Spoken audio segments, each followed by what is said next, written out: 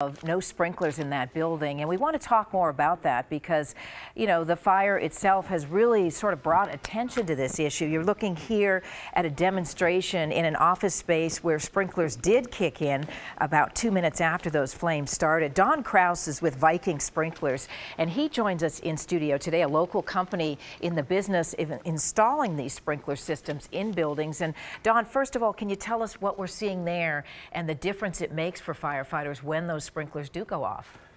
98% of all fires were in a sprinklered building. 1 or 2 sprinklers is what is activated. So you don't see that. The fire's out. Don, why in the world are these not required in buildings? I don't care if it was built in 1986. I can't answer that. I wish I could. It's code, though. The code allows for that? At that point in time, yes. And what about going into these buildings, you're in the business of this, and retrofitting them with sprinkler systems? Is it too expensive? Talk to those people that just lost their jobs. Exactly. Well, what does it cost? It really depends on the building. You know, if it's wide open, if there's ceilings, you know, that kind of thing. It could be anywhere from $1.50 to $2.50 a square foot. So in a 30,000 square foot building, you know, $50,000, $60,000 to retrofit it.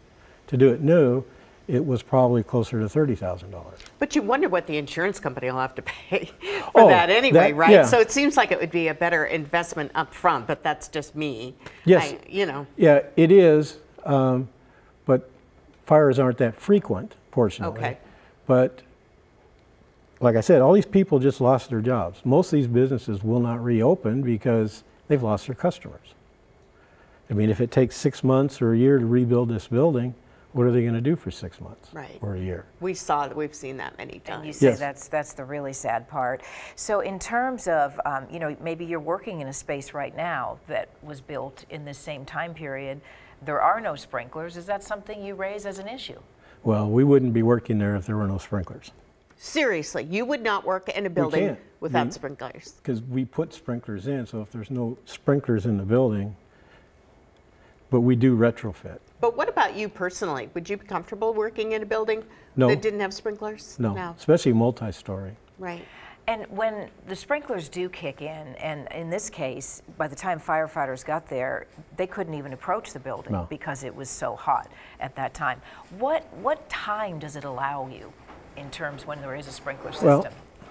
Well, if there's a sprinkler system in the building and you have an office that catches fire, that one head is going to go off when it reaches that temperature, and vast majority of the time put the fire out. But the fire department has been notified that there's water flowing in that building.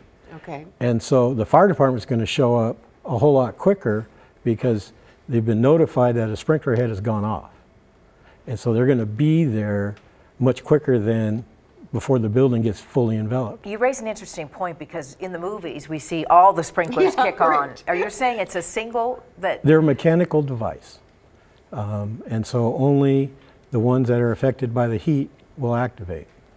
And so yeah, it's not, they don't all go off. Well, I wouldn't care if they did. Honestly, if there was a fire, they can all go off. Is there any such thing as a sprinkler for your home? Yes. Okay. Yeah, it's becoming more and more prevalent. You know, and the costs vary depending on the water supply. You know, if you're in the city of Portland and you can get the right size meter and everything, it's not terribly expensive. We're seeing a demonstration here of a home, one on the left with the system and the right without, and then the difference in containment there.